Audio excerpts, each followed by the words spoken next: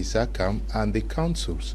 Good evening, televiewers. Welcome to this other edition of Prime Hour on My Media Prime TV with me, Kum Leonard, as host. We're going to be looking at these very two important topics with panelists. Well, with me in the studio, we have Dr. Michael Ndimancho, who is a lecturer with some universities in Cameroon. He is also a key member of Cameroon Civil Society. We're glad to have you. Thank you very much, Mr. Kum, and it's a pleasure to be here and to communion again with all the televiewers of My Media Prime TV. And my special greetings to all the televiewers, those who are fervent viewers and listeners on this channel, and to all Cameroonians who have started this new year on a very, very good footing. And I express to them my feelings of love, hope for the future in this country, that no matter how dark the night, dawn is sure to come. And this is what we expect in Cameroon this year, 2026. Happy New Year. Son Derek also is part of tonight's edition of the program. He is a teacher and also member of Cameroon Civil Society. We're glad to have you, Mr. Derek. Good evening, Mr. Leo. Good evening, Dr. Ndimancho. It's a pleasure to be on your platform, and of course, Happy New Year to the loving people of Cameroon, especially the population of the Northwest and Southwest. We are on your platform, and glad you trusted that we share this topic, especially at a time when Africans, Cameroonians, are asking for leaders with accountability and transparency. Yes, Dr. Ndimancho, you got information after the appointment of a new government in Gabon. The president says, I'm giving you guys 6 months to deliver, and that those who may not be able to present clear practical realizations of the task assigned to them, they risk being dismissed.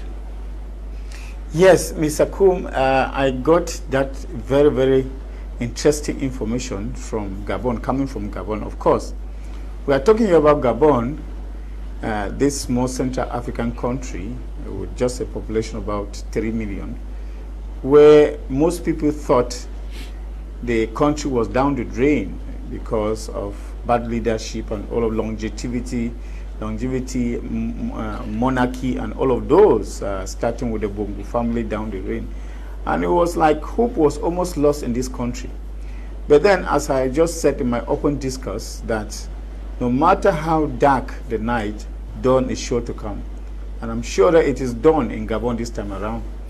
I listened to the message that Mr. Oligui Brice delivered after the Council of Ministers on the 5th of January in Gabon. And it was a strongly worded message. And some of the things that I get from the message, of course, which was not said, was, analytically, that Oligui has actually given the impression that he has appointed technocrats into the ministerial positions. And that is what happens when you appoint technocrats in ministerial position, that you have, the free will, the hope, the courage to be able to task them, to engage them, to do what they have been appointed to do. It only happens when competence is given a chance. That's when we give this kind of speeches or this kind of orders, is when competence is given a chance. And this is exactly what happened on the 5th of January in Gabon. That after giving competence a chance, giving technocrats the opportunity to serve the people of Gabon, Oligui was able to set what he called the performance agenda. This is very important. He set a performance agenda with his ministers in Gabon. And according to him, there is no issue about the president has said, it is thanks to the president, it is this, it is that. The man has cautioned against rhetorics. He doesn't want rhetorics, but tangible results. This is what he's asking the people. And that is why he's giving a timeline. And this is what is expected of a leader. I think that this was done after some communion, and this is what is, I mean, it was after some communion with the ministers. It was after some clear goals that were set with the ministers. It was after some dialogue with the ministers that he went forth to ask for accountability. Accountability, of course. And he termed the meeting that he held during this very first days of January 2026, the culture of results. This is how he termed it, the culture of results. And this is what he wants to implement on the people, the culture of results. And that culture of results has to end with what we call accountability. That result should end with accountability, and it is what is very important. And he cautioned again empty speeches with his ministers. And you know, this is a kind of a new managerial approach that he's bringing in Gabon, whereby we saw ministers in the previous leadership who were just going about their daily duties because they knew how they came into government, doing their thing in a very lackadaisical manner because they knew nobody asked them for accountability. And they had that attitude of some ministers somewhere in other countries. And of course, we know the country I'm talking about, who will say, I'm only appointed to serve the head of state who appointed me. Olingi is giving a new message to say that personality code that many ministers they practice and they want to adore and they want to follow, it is not his modus operandi. His modus operandi is about giving what we call the feuille de route, you know, a cahier de charge, in which of course they follow, and then he gives them a timeline to be able, you know, to fulfill or to satisfy, to achieve the goals and objectives to which they have been appointed. And it is also important to stress on the fact that when ministers are appointed with clear goals, it is very important. No minister who are appointed because they vote, they did campaign for you, or they did that for you, or because you are compensating them. It is a cabinet that is geared, or that is planted, it is pinned on what we call the culture of results and accountability. And he has told them very frankly, I've chosen you, just like Jesus would tell his own disciple, I choose you because I knew you. And of course, I've chosen you because I know of your managerial skills, of your competence, and therefore I have given you 6 months. 6 months to achieve. I have given you a feuille de route. I have given you cahier de charge. 6 months, you should be able to come back and give me a report, or I should go down the field and see that what you have done is exactly what you have been prescribed to do. This is only when that communion, you know, that solidarity, that conviviality is going to continue between us or amongst us, when I see that you have delivered on the goods. And of course, they have taken the message. And who doesn't want to be maintained as a minister? And when you give this sound warning to people who know that they are come to serve people, to serve the community, they are actually bound to respect the code. Okay. Derek, your take on this. What does it really mean when you give 6 months for ministers to deliver? It means a lot. And in basic management and accounting, we know that if you are doing any project, the project must have objectives. And those objectives, in basic management term, we are told that they need to be SMART.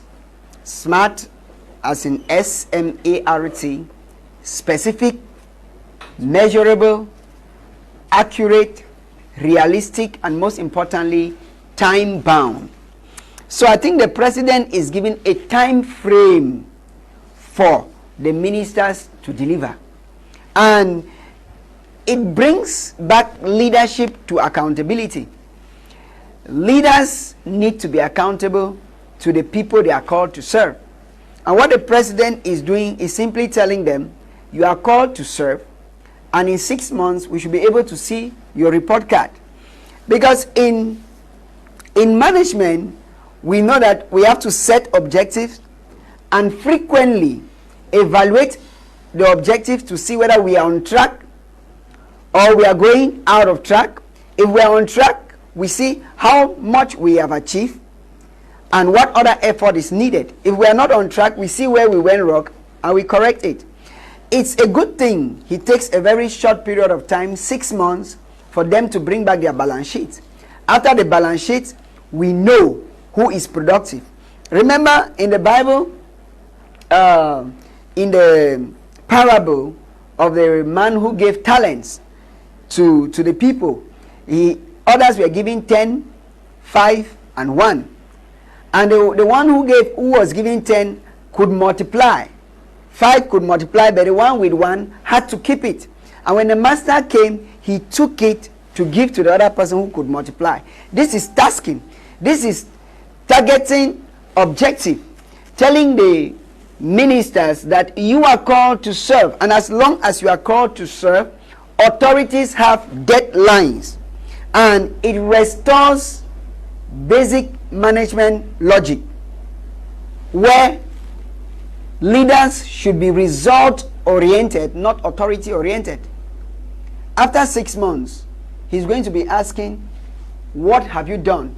And if the president is doing this with the resources that are available, if the resources are available, the finance, the human resource are put at the disposals of the minister, it is enough for them to deliver.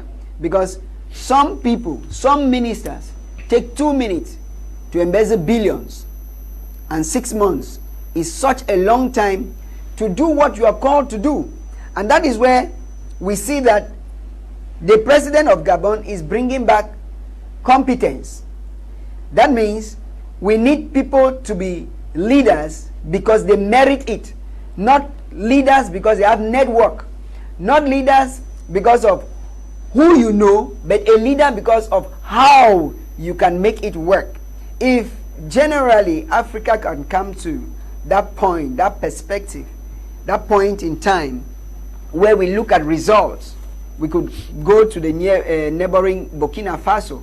We can see what Captain Ibrahim Traore is doing. And this is not starting with the Gabon minister, the late John Paul Magufuli. He did that in his country.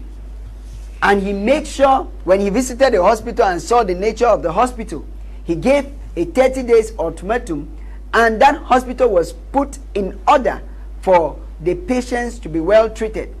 When leadership goes with accountability, and that is why, Mr. Leo, when I come back to our country, Cameroon, when the President of the Republic, Mr. Paul Biya, took over the presidency, he came with a very important principle, the principle of rigor and moralization. That means people had to be at work on time, do the job, and be paid for the job they were supposed to do. But unfortunately, after rigor and moralization, things started changing. When he came to power, he was ready to work. But I understand that after the attempted coup d'etat that failed, he shifted from work to protection and conservation of power. And those who are around him became loyalists to protect his power rather than people who deliver results. And it is sad. Gabon is setting examples. We just hope that this is not going to end in speeches, but actions are going to follow, and those ministers will prove that we have technicians, we have strategies that can deliver within stated time. Okay. Good evening to you, Prof. Mark Anthony, who just joined us, and we'll ask when the president sets out a timeline for the ministers to deliver, what does this reveal of how the previous governments worked? Thank you, Mr. Leo. Thank you to my fellow panelists also. I actually want to make it clear. Let's look at what a minister actually implies. Okay, the president. Before we talk about what a minister, who is a minister. Who is a minister, okay. When you look at the word minister is coming from the word deacon, or diaconess. That word actually means a servant. It actually means someone who is out to serve, a steward, let me use that word, and who is indeed a steward or a servant. A steward is someone who is given a responsibility over a particular task and is required to finish that task in a particular time limit. And when you saw what the president of Gabon did, he measured a particular task and he gave them and said, okay, we expect this task to be finished in this particular time limit. That brings you to the point where you are supposed to accomplish tasks in time, and you are supposed to be measured based on, you see, now we come back to competency, or we call it meritocracy. We come back to accountability. So in what he just did, there are a lot of things that he brought into that package.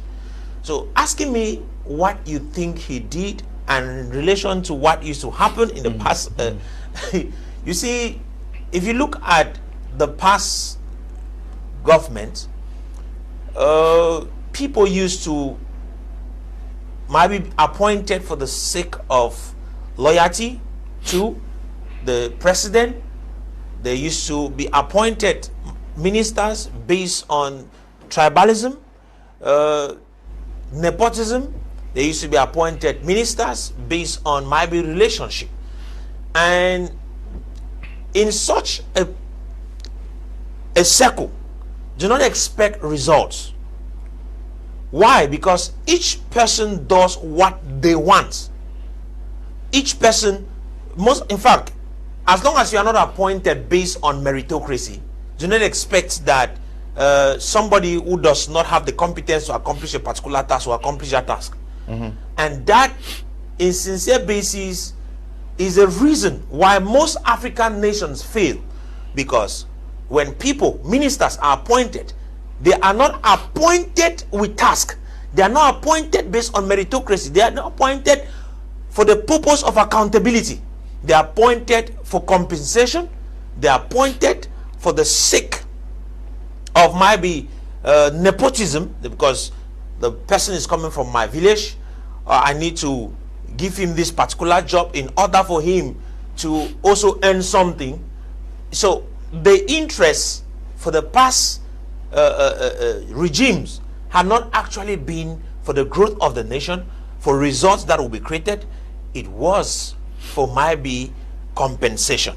And when somebody is appointed because the person is being compensated because maybe he campaigned for the president, or maybe because he actually is related to the president, or maybe because of regional balance, then competency had been thrown away.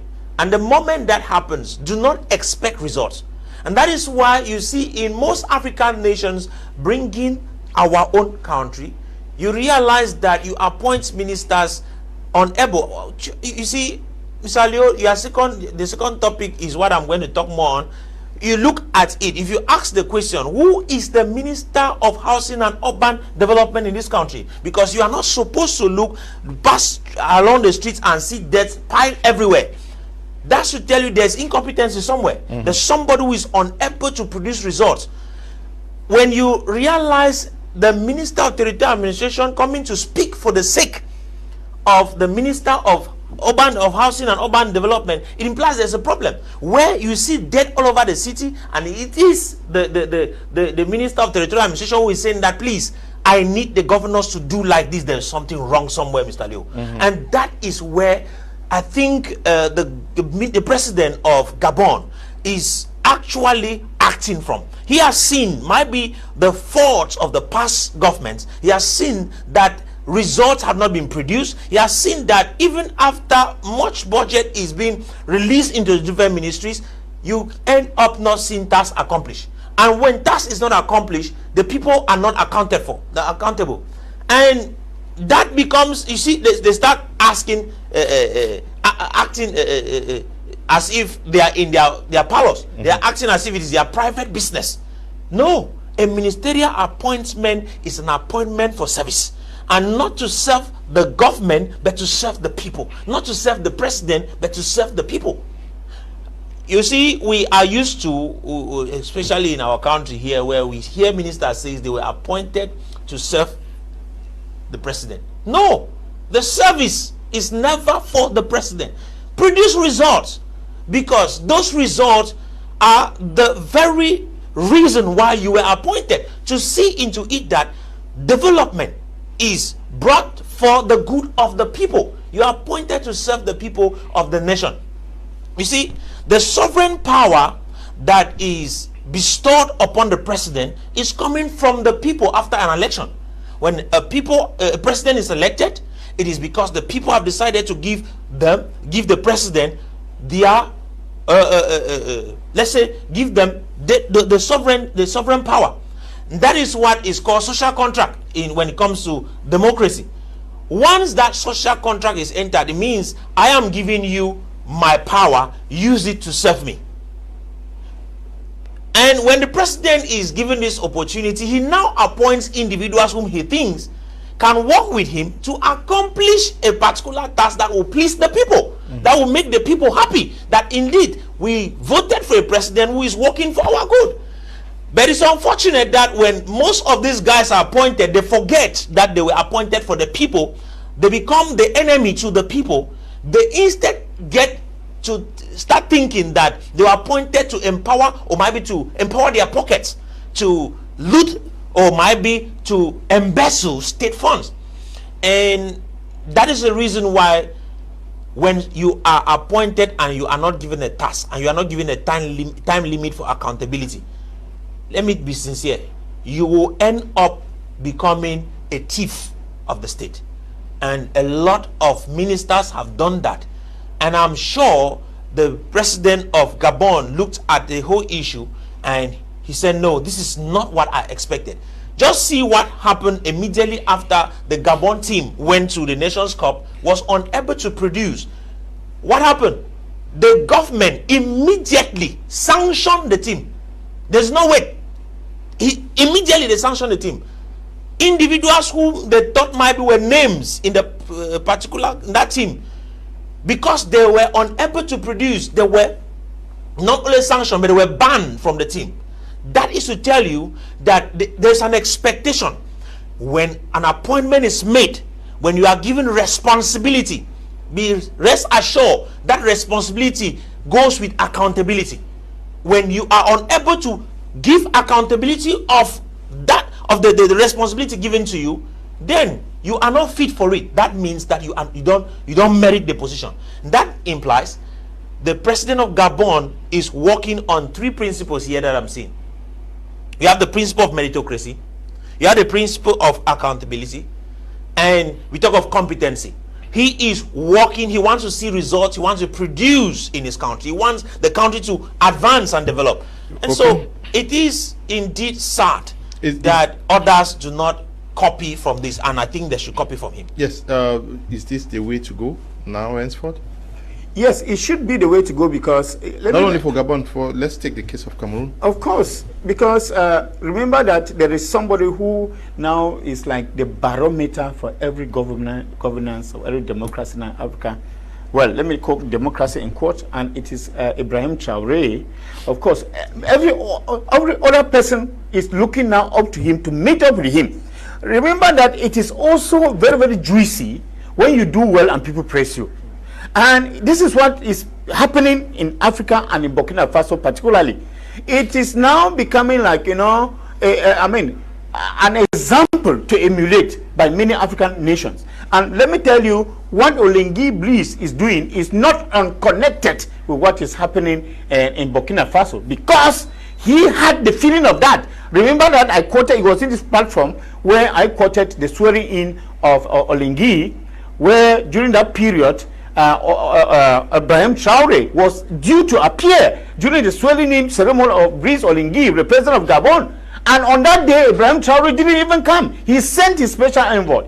Immediately his name was pronounced that Ibrahim Traoré is represented by this at this swearing-in ceremony. Let me tell you, there was a standing ovation that was given to him. And there was noise over the whole stadium for about 2 minutes. And it took really time to calm the spectators or the audience down, because just that name, Ibrahim Traoré is already carrying in himself, he carrying in himself hard work, It carries in itself discipline, it carries in itself order, and it is carrying in itself examples to emulate. It is very, very important. And therefore, this can only be an example to emulate by any other or all other African leaders.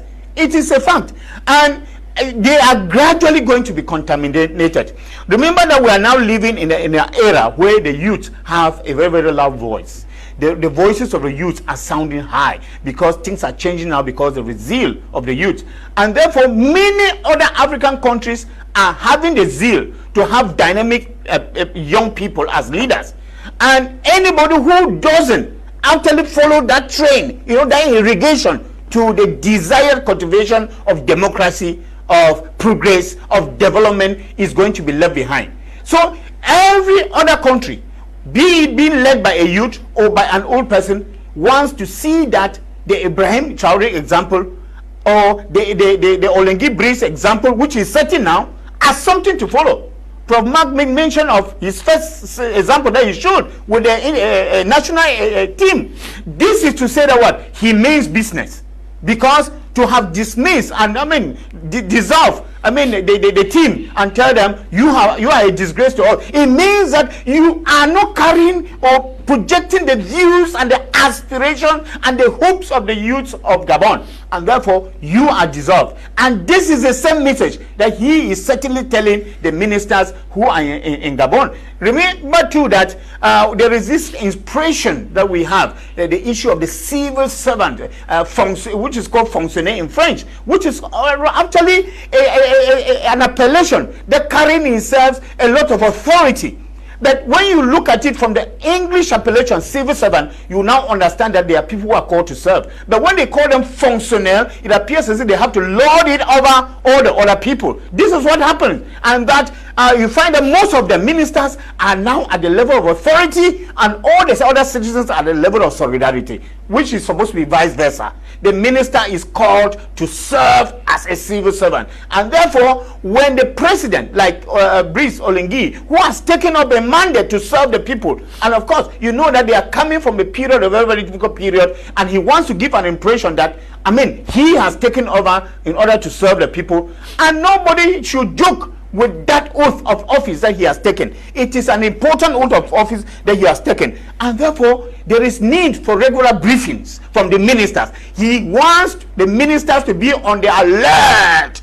Regular briefing from the ministers that it is not just about 6 weeks. Remember that 6 weeks is not just a time frame he has given them. It means that intermittently the ministers have to prove that they are actually doing something. It is not that at the end of 6 months you just discover nothing was done anywhere, just as some people promise whatsoever project and that they are never fulfilled. And remember too that there is the issue of rhetorics in politics. Olengi doesn't want to remain at the level of rhetoric. He wants to translate that rhetoric. He wants to incarnate that rhetoric into concrete action in Gabon. This is very, very important. And that is why this is somebody I've seen. He actually carries out regular visits to construction sites, and we have seen that. The other time I saw there was a flood, and I saw the man getting out and trying to salvage people who had drowned and others. This is an example of a leader which we want all the other leaders actually to emulate. It is important. There should be issue that is it should be also be seen in writing of report. Let ministers be able to report to him regular. We see that happen in America. We see that happen in Europe, whereby at the end of the week you find ministers tabling reports to the president. And this is actually what is supposed to be done.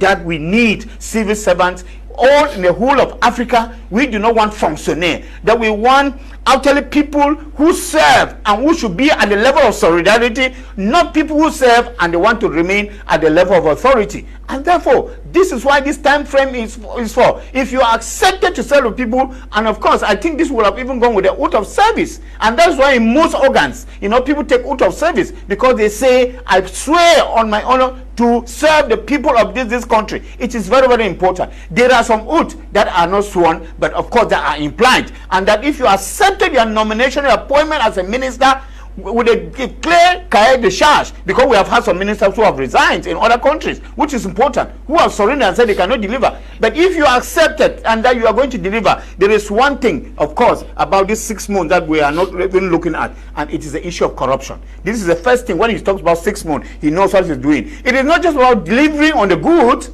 The issue of misappropriation of public funds is an issue that is very important, that each and every minister that has been appointed should watch out for, because at the end of 6 months you'll be judged not only on what you have put in, but on how effectively you have put in what you have put in. It is important. We have seen routes that are created, constructed, actually constructed, but the routes are nothing to write home for. We see routes that are actually like the tar, that is like mud. I mean, and routes that are not sustainable. So it is about giving reports that is concrete after 6 months about if you have carried out, a job, you have carried out a responsibility, you have carried out a project. Let the project be able to also have a time frame. If the project is supposed to go for 10 years or durability is 10 years, let it be 10 years. I still remember we are using the Wuri Bridge here, which was constructed by the Germans. That bridge is going to 60 years today. And of course, we have bridges that will be constructed maybe recently, which have collapsed. So it is about the durability of what you are going to put in. You will not be giving 100 millions and then you go and invest 50 million francs and then you say that you have, fulfilled what you have to do. Appoint ministers and say, I give you 6 months to deliver, or you risk being dismissed. What does it tell of the president? Mr. Leo, leadership is about accountability. And if you call a person to serve, the person has to be accountable. So the president first, by telling you that I'm giving you 6 months to deliver, the president is saying that I trust you. And the trust I'm giving you, I need results. That's simply what the president is saying in the nutshell.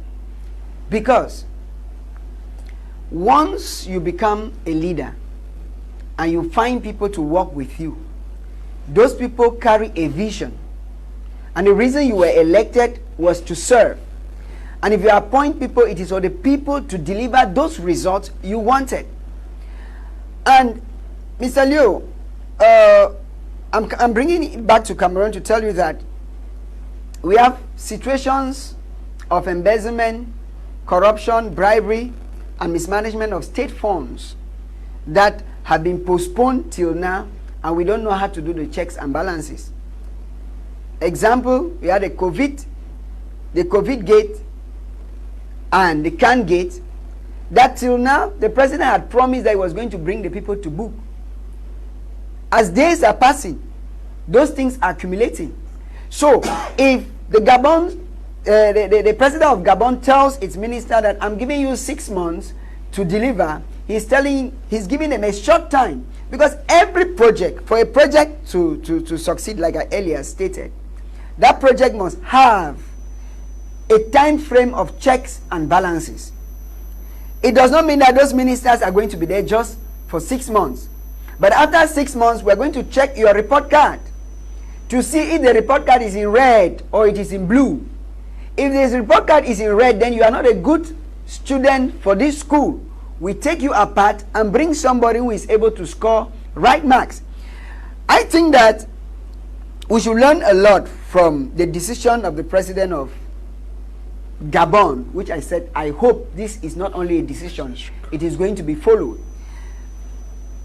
If leaders, presidents of country, introduce performance contracts for ministers, a performance contract where a minister has to sign and be checked on his or her performance, at the end of it, we say, okay, you had a project 100%, you have accomplished 80%, we evaluate what made the 20% not to be accomplished, and then we do the finishes touches. It's going to be good. If ministers come to office based on performance.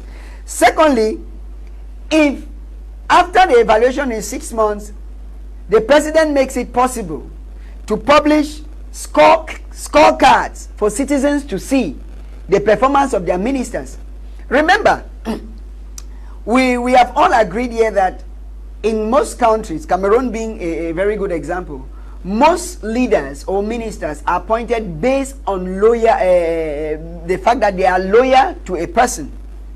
But if we have leaders who are appointed to serve, and at the end of the month, they have scorecards that this was a project that this ministry had, this is the percentage they have achieved, and the public, the population can see it, can go to a particular website and see the performance. This performance is not just going to be on the website. We're going to see, because if we're told that you are the Minister of Public Works, we should be able to see that roads are constructed, because roads constructed are not imaginary. We should see it being done. And we should tie budget renewal to results and not excuses. If budget is given to a minister at the end of the year, when the minister is being grilled, in Cameroon they say the ministers are passing through the parliament to be grilled. If you have to renew the budget of that minister, it should be based on the results that they have achieved and they are presenting. If the minister is not presenting any result, yes, you were given, this year we heard some ministry, we had Minad, we had secondary education talk about 30 to 40 billion. At the end of next year, you should be able to account what you use the 30 billion for to the least franc. If there is a balance, we should know where that balance is kept. So they should tie budget renewal to performance rather than excuses. People should not come to the parliament to give excuses of why they didn't do what it was supposed to be done. Okay. And Mr. Liu, I think that we should also sanction failure openly. Okay. Because in management rhetorics, failure is a motivation. People see failure to be like something that stops you. When you fail, you are motivated to do better. So, if a minister does something, a minister who is called to serve the population, if it does not serve or deliver what that minister has to deliver, that failure should be sanctioned in public, not reshuffled, like the case in Cameroon where a minister is working and you feel like minister is not delivering as expected. Instead of pushing the minister and sanctioning aside, they do rotational politics. Carry a minister from transport to education, from education to health. You don't see the correlation in that. Let us give expertise a chance. Let people be called to serve, not because they have undergone a certain ENAM training, but because the people have the service at heart and the people have the expertise to deliver. As a matter of fact, if our universities can train communication specialists who cannot be appointed as perhaps Minister of Communication based on their training, it means the government in itself places doubt in the training schools they have put.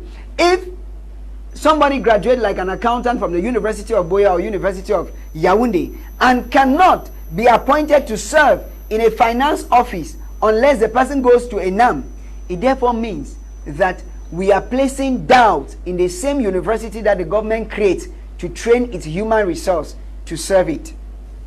Okay. How do we learn from the Gabonese experience, transposing it to Cameroon?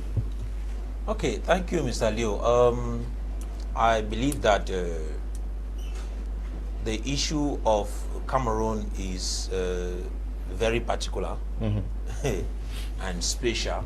Okay. Considering the fact that for the past 33 years, the government has actually not had task as the main objective of leadership, task accomplishment as the main objective of leadership.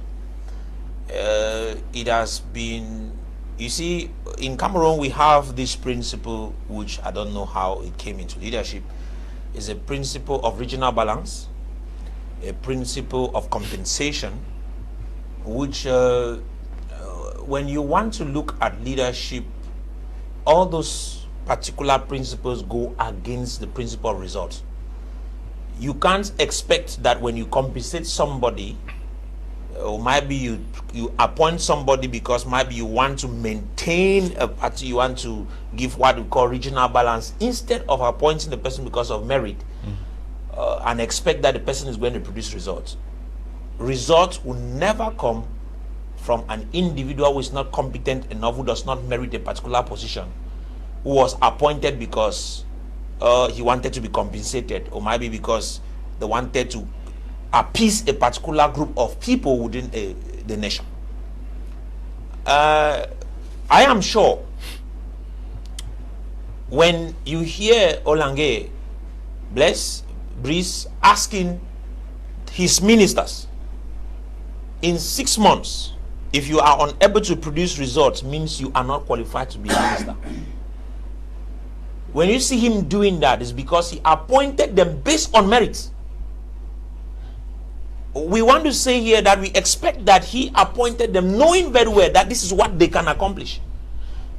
Not in a situation where, using Cameroon, where an individual, for example, somebody is a medical doctor, is appointed to become Minister of Agriculture. That is completely out of order. And a philosopher, Minister of Health.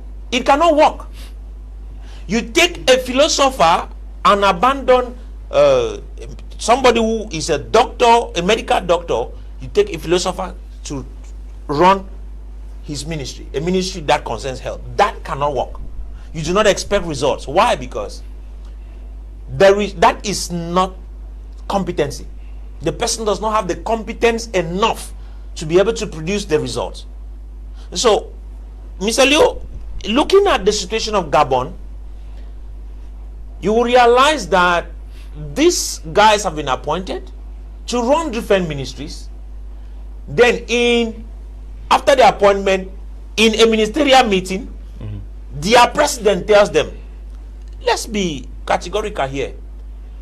If you have been appointed, in the next 2 months, we expect to start seeing results in your work. In 6 months, if this does not happen, then it means you are not qualified. Which implies he must have sat down with them, placed their credentials on the table, so that according to credentials, they are able to match with his plan of action. So each person who was chosen for a particular purpose, which is where we talk of a plan of action here. There is a vision. And when this vision was presented to them, it tells them within the vision, for us to be able to accomplish this vision, we must be able to account for it in 6 months' time. Each maybe is going to be 6 months after 6 months. So, in 6 months, we expect you to have accomplished this before we can now accept that you people are qualified for the rest of the job. So, is that what we do in Cameroon? I doubt. You see, the constitution of the nation even has, in many occasions, violated, because we are made to understand that the prime minister is supposed to be appointed by the president, who presents his government. But most of the time, the government is presented alongside with the prime minister. So when was he appointed to be able to constitute the government? And that tells you there is a problem. Why? Because there are, in this particular situation, the people doing the appointment or the individual appointing is not actually following a process. There is particularly no vision to accomplish. It is an appointment for a particular purpose, and that purpose might be is just for compensation. I'll come back to that. Why? Because I can't appoint you without giving you a task. There are ministers with that portfolio. When I appoint you, you should have a task. You should be able to accomplish that task. And that task is what will measure if you are working or you are not working. And if we appoint you and at the end of the day, we still have a lot of problems in the nation, then there is a problem with the appointment. And I think that, Mr. Leo, what the president of Gabon is doing, if we can copy it and task our ministers, let them realize that they are accountable. because from every indication, most of them now are not accountable. There are ministers who have been in position for more than 30 years in one position. There are ministers who have been there for more than 80 years. There are ministers who have died and they have never been replaced, which implies that that ministry does not have a function. Because if a ministry has a function, when the person in place who is supposed to accomplish it is not, they replace the person immediately. And so there is a problem, which implies that we are here in Cameroon not appointing for the sake of work, but for the sake of something else, which I want to say compensation, or want to say for the sake of regional balance, as we all know. So it is really not going to be productive. And we do not expect that when a minister who is incompetent is appointed, you should expect results from him. And that is where we are in Cameroon today, where everything seems to be crumbling. That's why meritocracy should be encouraged in African countries. Very if important. The Gabonese minister were appointed based on what they studied, they will produce good results. But if based on nepotism, too bad, even 1 year time frame, they will not deliver. Yes. Onkonji is writing from Bamenda. Happy New Year, Mr. Kum. Happy New Year to you too. Greetings, Mr. Liu, and Happy New Year. This move by President of Gabon is a must follow because it speaks volumes. Ministers under him now have to think before exaggerating their budget. They have to think very well before bringing forth projects. They have to be on the move constantly in the field for supervision and not just sit in the office and give reports on what they are being told. It is also a wake-up call to the subordinates of the minister. Mr. Liu, such positive moves in sub-Saharan Africa is mostly possible with leaders who take power, not those democratically elected, because Western control is absent. Our leaders of today, the young ones, are strongly following the examples set by Ibrahim Traore. Tiku Felix is writing from Boya. Good evening, Mr. Kum and the panelists. Special greetings to Prof. Anthony Akumba. Very happy to see him strong back in the studio. Remy is watching us from Abu Dhabi. We move straight to our second topic for tonight, which has to do with the nasty, messy, filthy nature of our cities.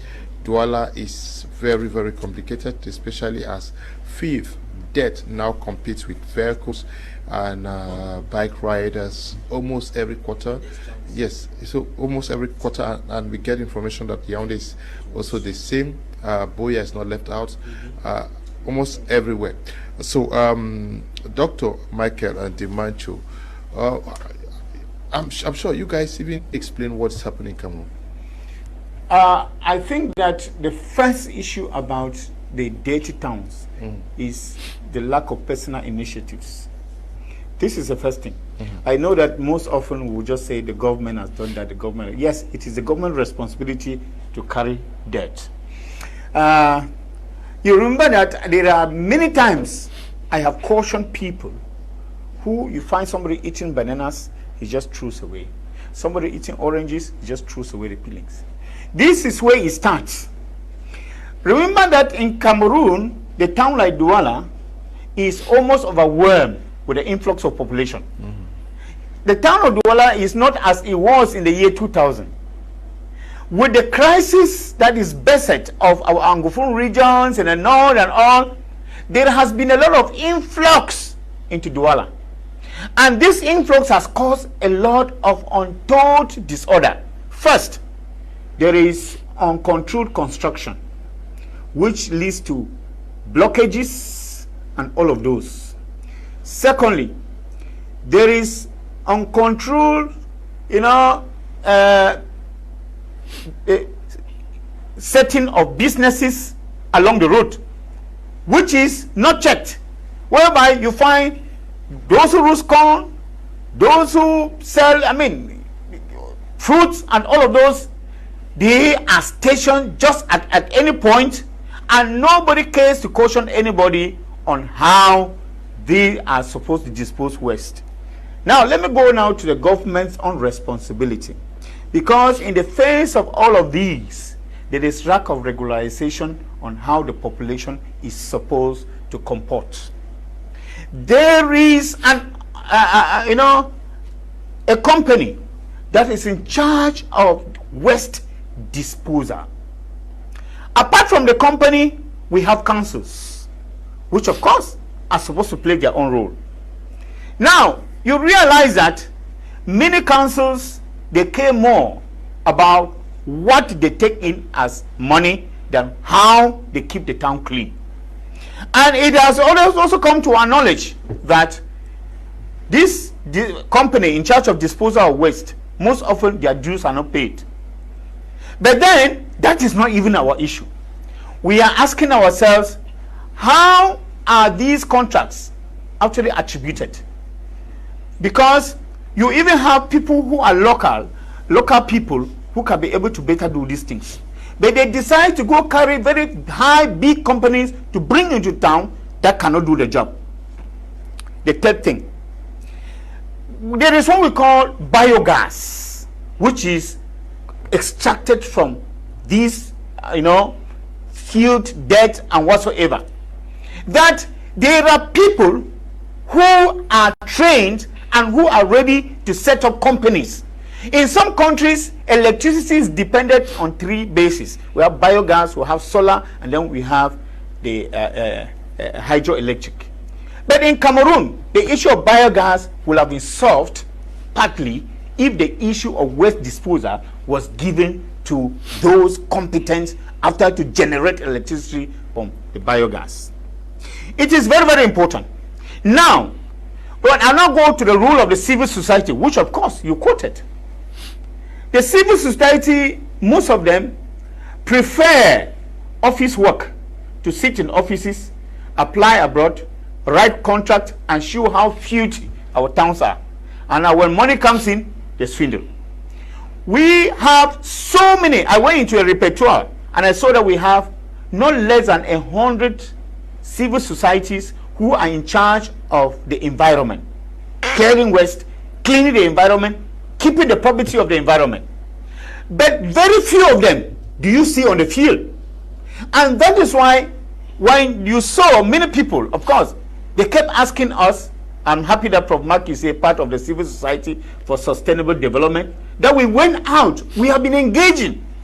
And you see that even when we go to ask for even basic necessities on equipment to work on, they are too hesitant to give. That is to let you know that human life in our society in Cameroon is not really regarded. Because when you have people who voluntarily do the job and they just ask you for the basic tools to help them do the job and you hesitate to assist them do that. These are some of the issues that we have faced as far as the civil society is concerned. We actually got engaged, and I remember that there are some of us who even, caught cold and all of us, other maladies around during that period because we didn't have the appropriate material to do that. But then this calls for concern about the state of health in Cameroon. When we talk about the dirtiness of the town, we are thinking about the Ministry of Health. We are thinking about the Ministry of Town Planning. We are thinking about the councils. There are organs about more, and we are thinking of even about the Izakam itself, which is in charge of carrying the dead. So you have that a lot of organs. The Ministry of Environment is also part of them. Imagine that we have about 5 ministries or 5 organs who are in charge of taking care of our environment in Cameroon. But then, just as we were talking about Gabon, nobody is taking responsibility.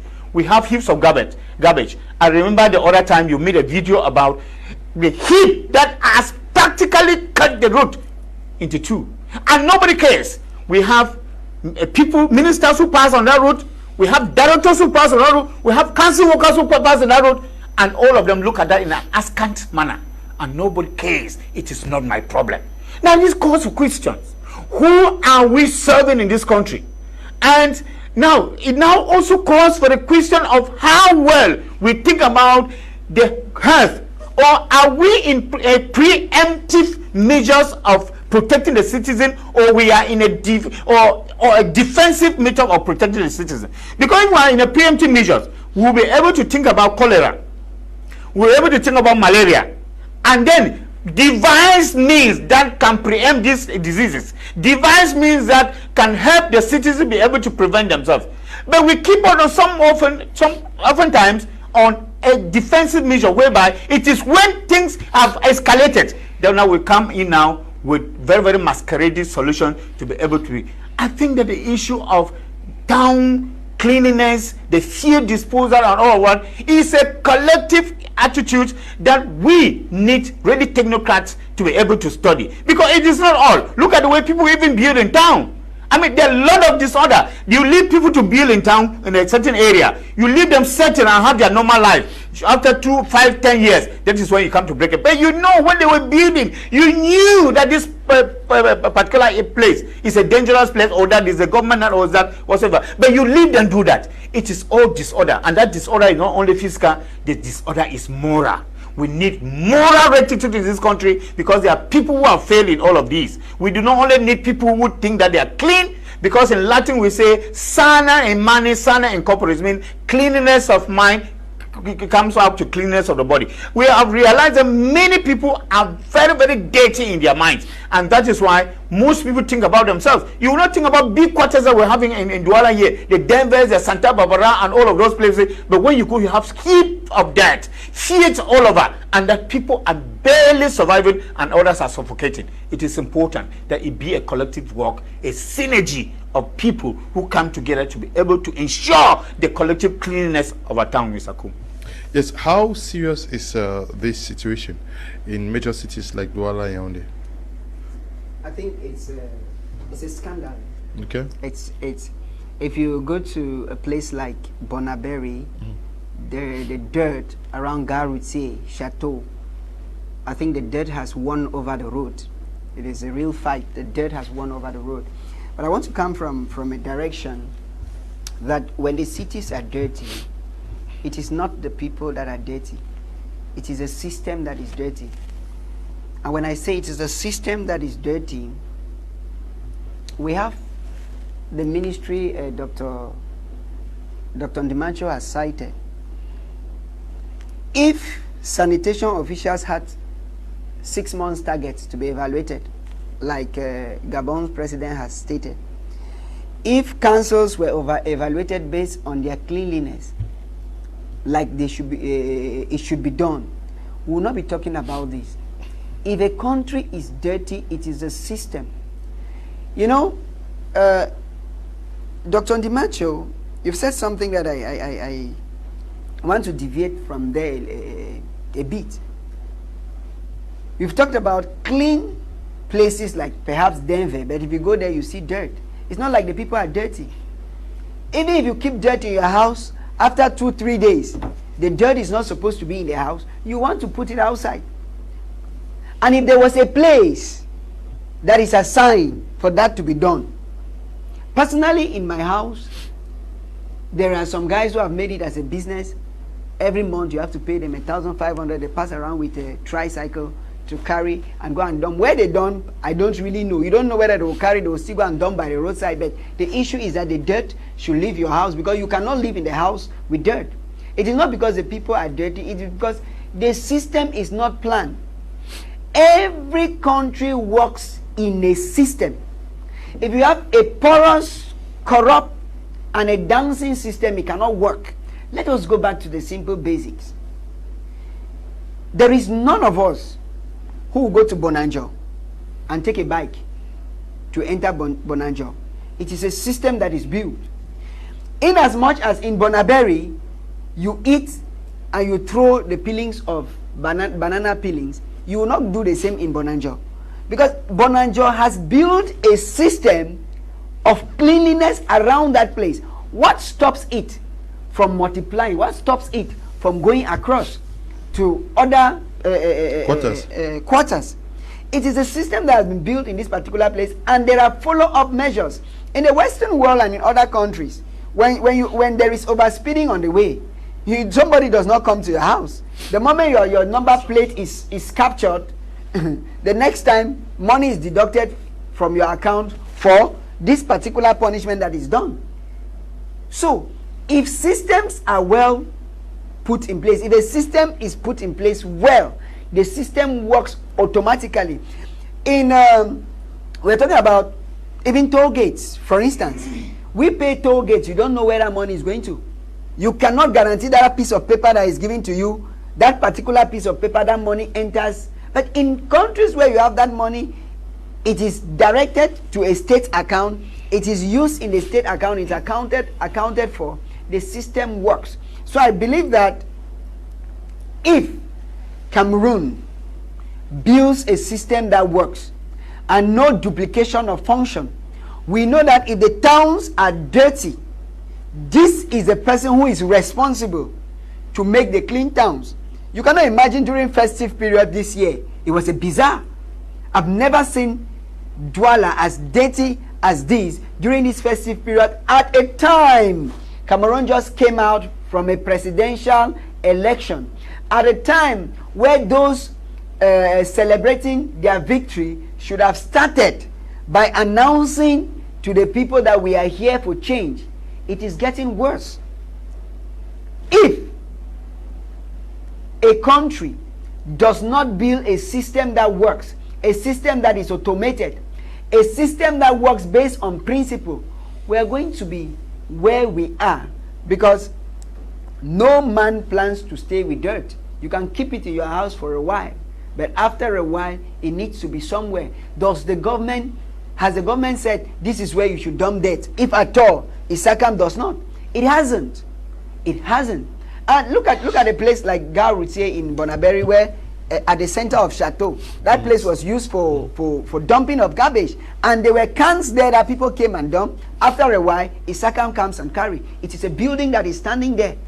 When that building stood there, the quarter around Gare Routier became so dirty because people could dump dirt everywhere. But when that place was there, that everybody knew that if you want to dump your dirt from your house, people left their houses and came and dumped the dirt there, because it was recognized that that is a place to dump dirt.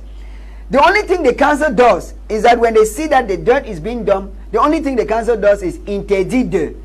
You stop people from dropping dirt somewhere. You do not tell them where they should. So if you want to punish the wrong thing by stopping, then you should be able to punish the wrong thing by stopping and showing the right thing. If you do not show the right thing, you do not expect the people to stay with dirt under their pillows in their houses. It is a system that has to be fixed, and if the system is automated, everybody will work automatically according to the system that is built.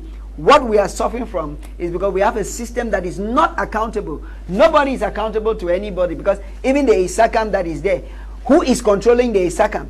The workers have been on the street severally for unpaid salaries. Who is supposed to pay them? Have they been paid? And if they are paid and they are not doing their job, what is the sanction that has been given to them for not doing the job? If no sanction is given, it means somebody somewhere is holding the payment, and then another person is protecting that payment. Just like fake account salaries that we had, it is somebody who protects. And in Cameroon, all the panelists have said, most of our appointments are based on connaissance. They are based on man, no man, not what you can do. And if you do not know, and if you are appointed because somebody knows you, not because you can deliver, you will live there saying that in the man, you know, do me no nothing. Whether I work or no work, country go waka. Yeah, but Professor Mark Anthony, where is the problem? The councils are not communicating on where the problem is.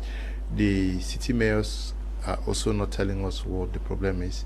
The Minister of Urban Development and Housing is also not telling Cameroonians where the problem is. Isakam has not also officially told Cameroonians that we cannot do our job because of this and this. The people are left in the dark. Mr. Leo, you see, I want to take this from, I think, two different directions. When I look at Cameroon in the 90s, the 80s, 90s, and even early 2000s, we used to have bodies, sanitation bodies, who used to go out to make sure that our environment and cities were hygienic.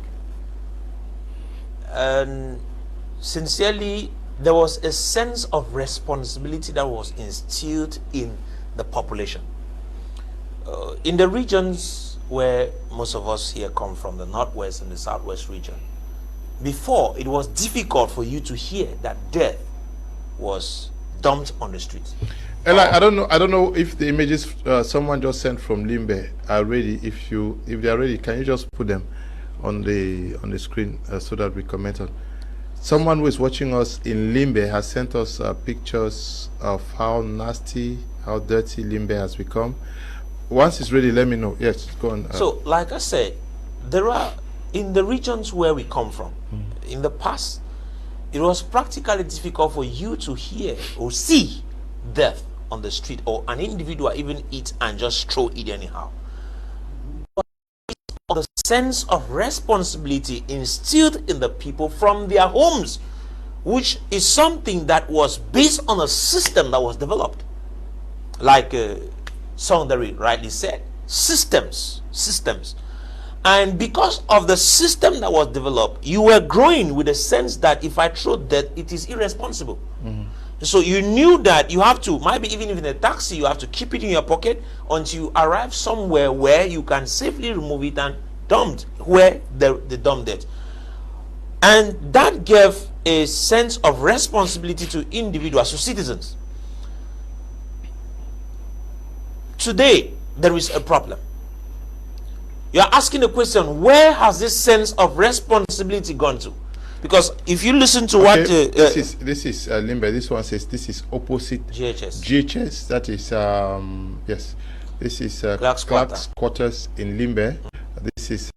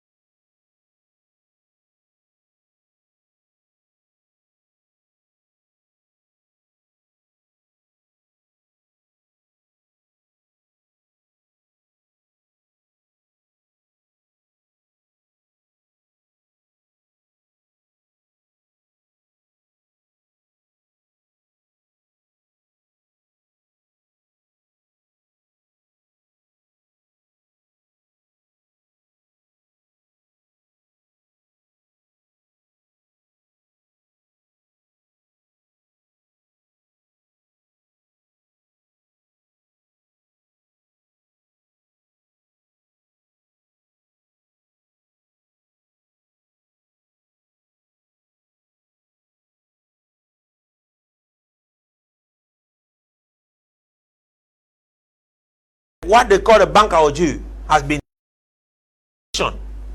dustbin has been positioned somewhere. I come, instead of throwing dirt inside, I litter dirt around that particular stuff.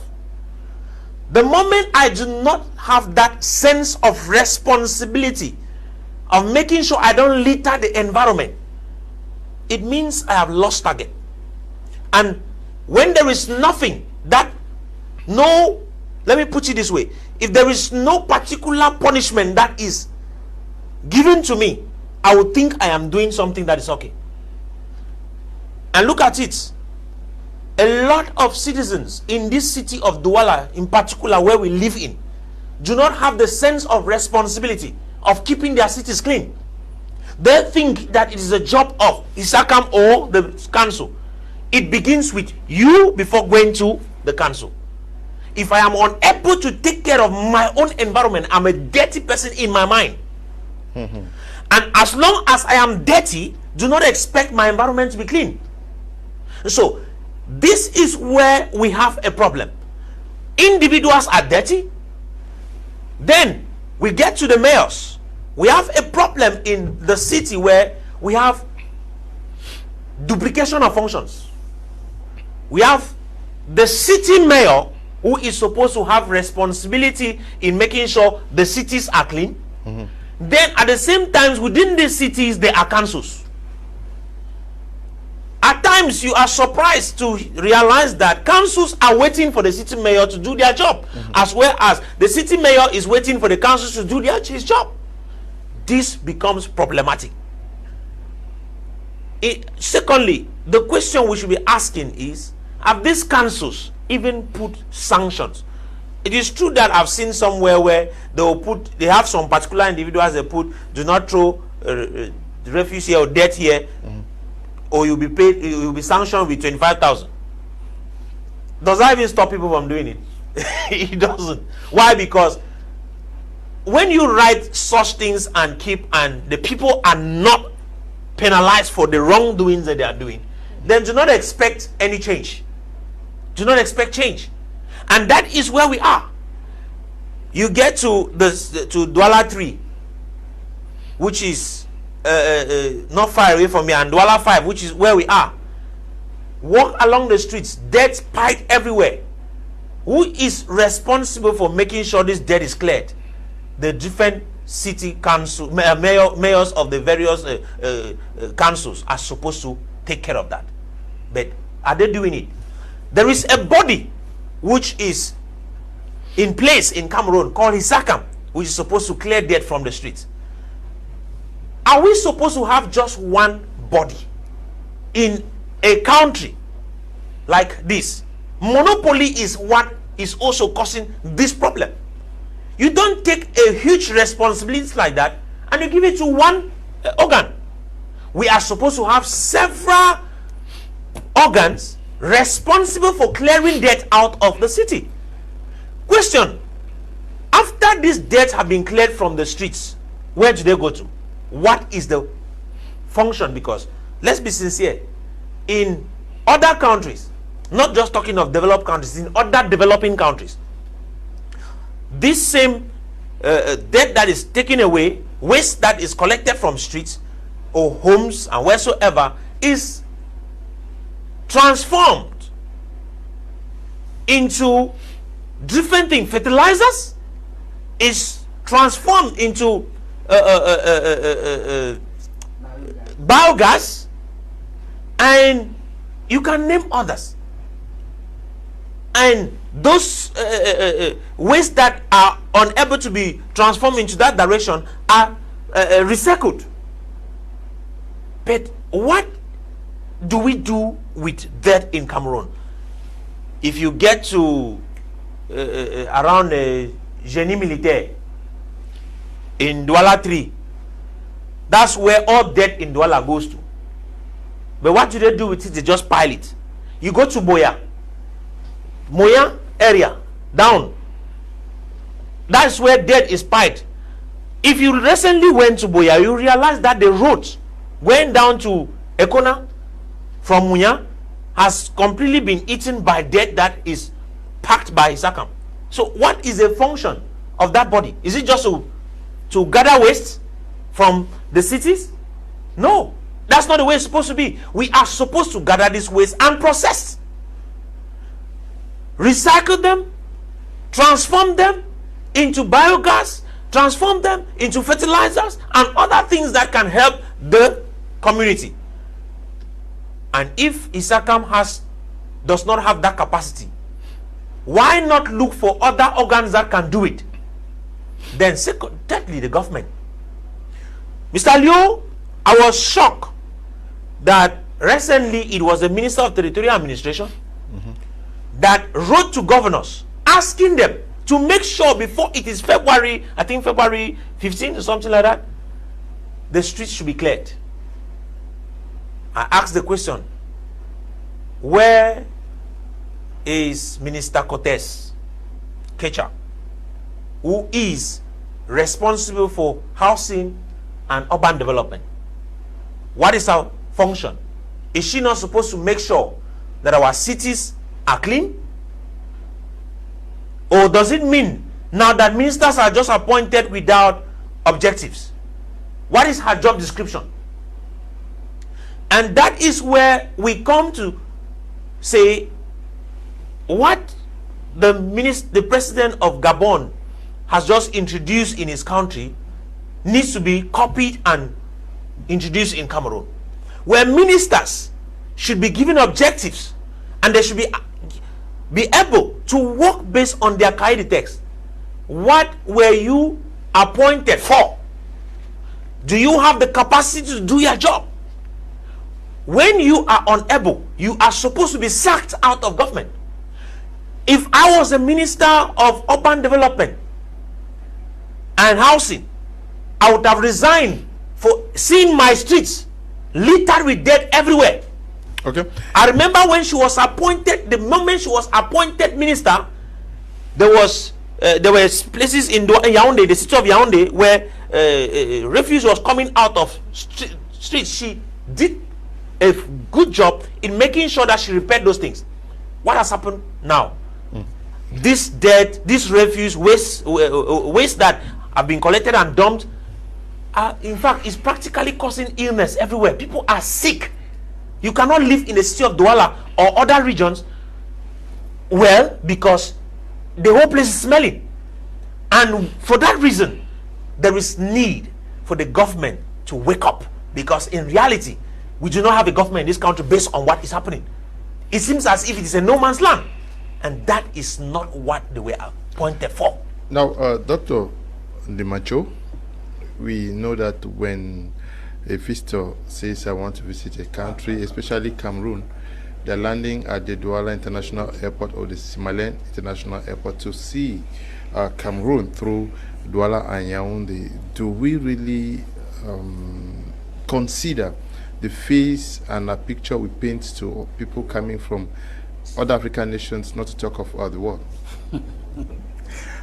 You know why I'm laughing? Because the last time I traveled out of Cameroon, when I was coming back, there's a booklet about Visit Cameroon. It is titled something like Visit Cameroon, where you have all the beautiful touristic places in that booklet. And when I took that booklet and I read, I was with a friend. And then when I came now, there's one of the spots that somebody really wanted to discover how beautiful it is, and it's the Paku Vita. Because the way it is painted in that book, I'm telling you. This Paku Vita, yeah, this Paku, yes, it is there. Because the way it is painted in that book, ah, my God. Somebody wanted to see how, I'm telling you, it was an eyesore. That's why really I'm laughing. It is terrible. It is terrible. It is terrible because most of these people go out of the country. They go through beautiful airports. Very beautiful airports. Even here next door, Gabon, we're talking about beautiful airports. That they are like the doors to the country. Have you landed Douala here? There's a place where you cross through the bush even before you come up. It is terrible. It is really terrible. And then you ask yourself that, what is all this about? Is it that we are pretending about certain issues, or that we don't have any shame, or that we just want people to understand who we are, that is how we are still growing? No, we are not. And then there is a concept of le continent, which of course, I remember the head of state the other time, 2 years ago, when he was reading his speech, he said, the youth called Cameroon le continent, whatever that means. He actually complimented. He said, whatever that means, well, that Cameroon is a continent. So we are even a continent in field. And that is why, Mr. Lo, I'll bring you to my own field of study in literal studies and critical theory, whereby we use the issue of decay and filth very much in writing literature. And the issue of filth, decay, waste, and stench are metaphors for corruption. They are metaphors for injustice, for greed, and spiritual emptiness. I know when you read most novels, you will see that even in psychology, of course, in psychology, you find that dirty environments are monuments to on ethical governance. This is how it happens. And you see that writers most often use dirty street to externalize inner moral rot. This is what happened. You are famous of a book, The Beautiful Ones on Red Bone. This is what I'm trying to. This is a conception of Ayimkwe Ama in The Beautiful Ones on Red Bone, and in many other books. Animal Farm, it is the same thing. You know, The Man of the People by Chinua Achebe is the same thing. Devil on the Cross by Ngugi wa Thiong'o, it are all the same thing. They are all of these things, this conception. I know, and there is no lie about it, because what is happening in Cameroon, when you see a country that is dirty, know that there is moral decay. It is that there is no doubt of it. We just know that there is moral decay. The extent to which we have the dirt, the stench, the decay, the filth in our streets in Cameroon is comparable to the moral decay that we have in Cameroon. You talk about corruption, then that is just in our DNA. It has become normal. It has become very normal. If you talk about, nepotism, it is just normal. Things are just normal with us in Cameroon. What you call abnormal elsewhere, in Cameroon they are just normal. That's why some people will tell us that in Cameroon you answer a question with a question. Yeah. Why are you called Kum? Why are you asking? Why are you asking? You see, these are some of the issues that we have in Cameroon which are indicative of what is happening. And then the point is that we know how even to get things through the corrupt means, because when you go out there in many organizations, you find Cameroonians there. In most important organizations in the world, you find Cameroonians there. Somebody was making a mockery about it, and he told me that, do I know why it is like this? Because we go through the corrupt means. The Cameroon knows how to corrupt to put people in those places. Yeah, and I cannot refuse. I can't refuse. I'm baffled, but it looks like a truth, because you now have people who are very educated, and who are in. Do you know there's a Cameroonian at NASA? Yes. There are Cameroonians almost everywhere, but they have no shame. They have no shame at all. That some people are even taken out of the country to come and be appointed ministers, and you think that something will change. Nothing changes. It even goes worse. You even find that most of those people, even the academia, they are not better. They are even getting into politics more than the academics itself. And it is a problem. It is a big issue. It is all a system on its own. It is like if you are not in that system, you are left behind. And you sit and see how some people are going, and everybody is on a rush to be able to meet up with big cars, with big houses, with private whatsoever, with estates, even though some of them they will not use. This is what is happening in our country, Cameroon, that it has even now shaped the way, that shame that we are supposed to have as a people.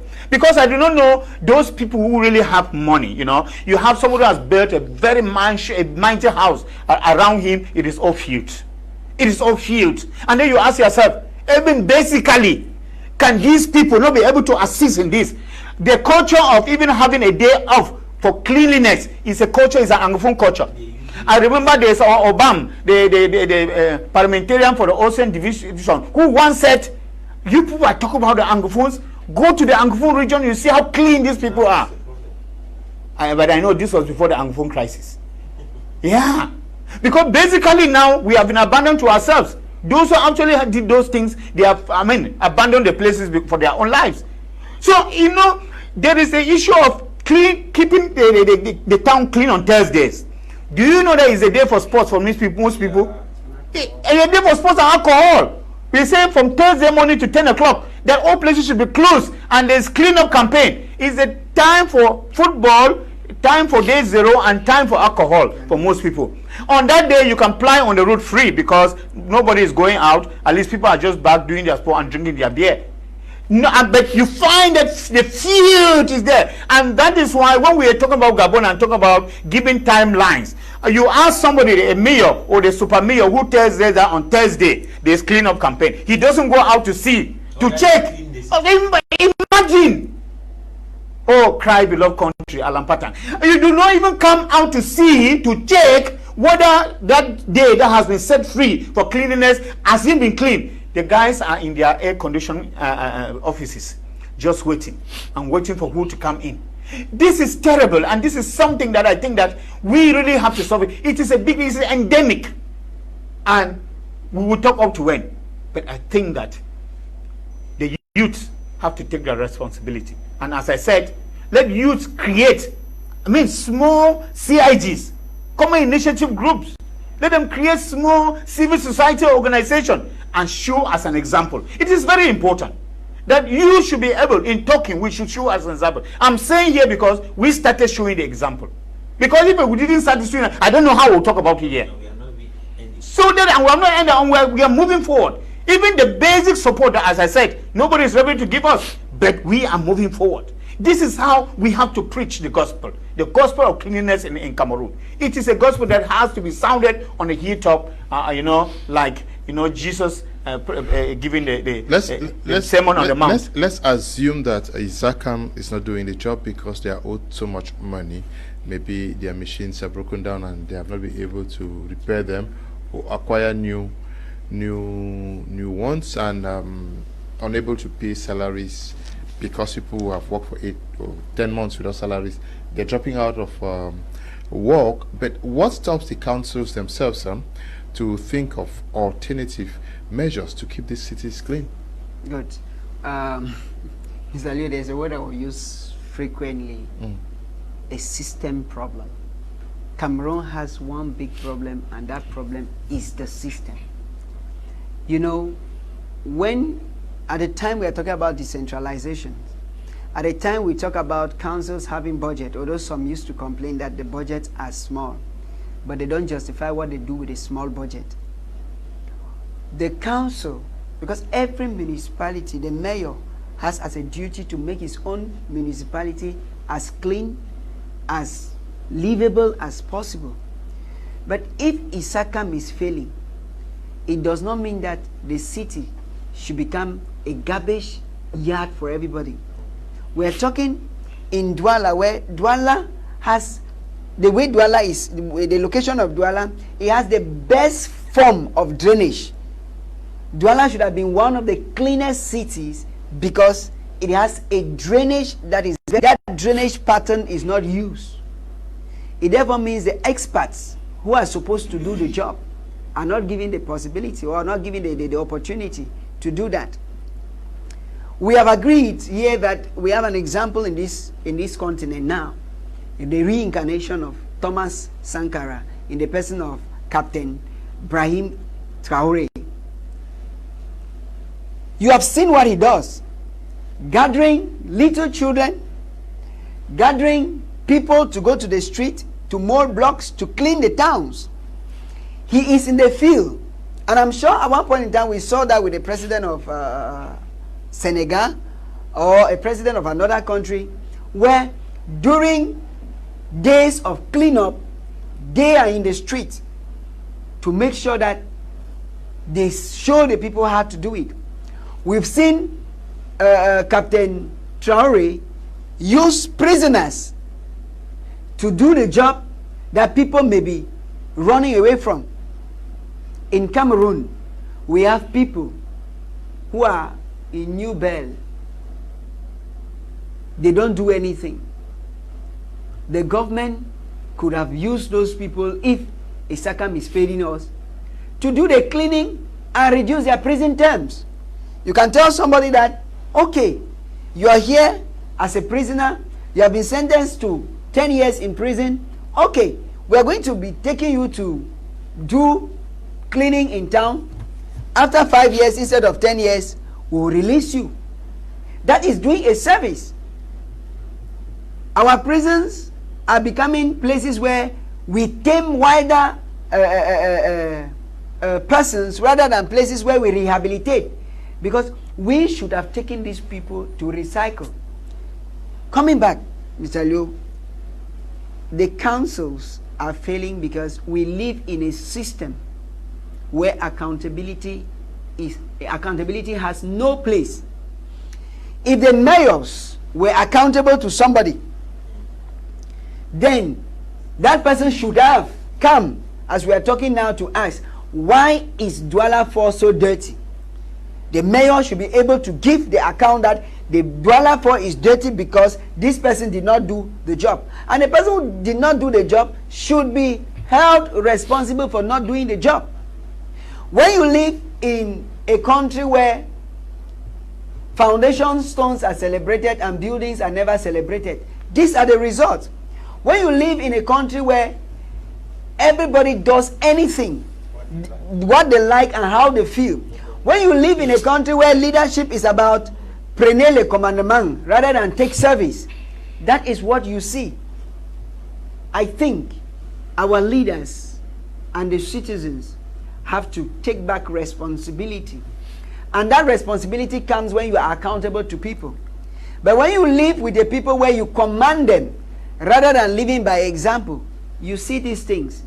And councils, mayors who get their mayorship by the fact that they belong to a particular political party, or they become mayor because they have somebody who has commanded that this is the person, this is my time, and this is the person's time. You see the problem of accountability and leadership and service very, very much absent, because what the people are serving, I heard in a sister station someone say that even if he's not competent, the way he has served this government, they should just put him a minister. Whether he is competent or not, he has been trained. They should just take him and put as a minister. So it is not the fact that you can deliver. It is the fact that you know somebody. It is the fact that your village people, you went and convinced them that they should vote for that particular person. Whether they voted rightly or they voted wrongly, you should be compensated. And if you are compensated, like the case with Enam, it is no news in Cameroon that Enam has official price tag to it. It's no news in Cameroon that competitive examination have a price tag attached to it. Imagine I have to pay 10 million to enter Enam. 3 years after I graduate and you put me like the Minister of Town Planning and Urban Development. What will happen? The 10 million I put there was an investment. So my first 1 year should be about getting back my money. How do I get back my money? Create the disorder and take your money. The people don't really care, because I think ethics have left us, and we are no longer living for the servitude of humanity, but we are living for the servitude of individuals. We are taking back the example of the Gabon president, saying that his accountability principle says that he is taking back service from individuality, from individualism to collectivism. Don't serve for yourself, serve for the people. And if our leaders were living and working, because there are people to serve, there are people to satisfy, and living because because you are not serving a government, I think anybody who justifies that he is doing this because he is working for this particular government, any competent person, Mr. Leo, you are the managing director of BT Media, does not mean that if there is another person who takes over BT Media, if you are competent enough, you will still be the managing director of BT Media. It is not because another person takes over that the person will send you away. Once you are competent, it is not because you belong to the CPDM that you are a minister. It should be because you are competent. And even if SDF were to take over power tomorrow, SDF should still look at His Excellency Chief Dr. John Gute and say, this man has a reputation. This man is competent. Although he was working with the CPDM, I feel like he has something to offer to Cameroonians. It is not because he worked with the CPDM that he will not be given an opportunity. Competent, expertise, and meritocracy. Unfortunately, meritocracy in our country has kicked the bucket, and the only thing we know is networking, and networking for the wrong reasons. Okay, are we not also left in the dark? Because I'm asking who actually where the problem is. Are people, the community, not also left in the dark? Because take the case of Douala and Yaoundé. The councils of Douala 1, 2, 3, 4, 5 will say, the city mayor does not want to clean And the city mayor is also very comfortable because the people will think that, okay, take the case of Douala, is the mayor of Douala 5 who is supposed to do that. And then some persons are also saying that Isakam is not doing his job. The Ministry of Urban Development is not doing. Is it not because nobody is standing up to take responsibility that leaves people to wonder, and the authorities themselves, they are moving freely because the people do not know who to hold accountable for this situation? It is exactly part of the problem that we have in Cameroon. We are ignorant. We are ignorant of who is supposed to do what. And because of this ignorance, those who are supposed to do the particular things, now they feel that, okay, since no bullet is being thrown at me, it is being thrown at a different person, I should just stay me aloof. And since the blames are going to a different, why should I bother? These are some of the things that are happening. Because if you come to the issue of roads, we have talked about these things. You should differentiate between who is supposed to fix the intra-urban roads and inter-urban roads. People do not even know. And therefore, we keep on just blaming anybody. And those who are actually responsible, who know that they are supposed to do that, since the blame is not coming to them, they stay them aloof. Exactly. The other day, there was someone, we were here on the same panel where one of the panelists was talking about who is giving contracts, road contracts. Yes. Right? We're talking about public works, and public contracts. And public contracts. And now people, you keep on thinking about, thinking that it's the Minister of Public Works who gives contracts. It is not the Minister of Public Works who gives contracts for the roads. It's the Minister of Public Contracts that give the contracts for the road. It's not Minister of Public Works. So each of time we keep on saying the Minister of Public Works, he passes on this road and he doesn't know that this road is, and all of those is because of ignorance, because we do not know exactly who is to do what. Now the confusion now comes because we are talking about filth, debt in the towns. People think, okay, the mayor should take care. Or other thing, the super mayor should take care. Take the case of Limbe, the images sent from Limbe. There are images that are coming from Limbe 1. Voilà. Others are coming from Limbe 2. And we have the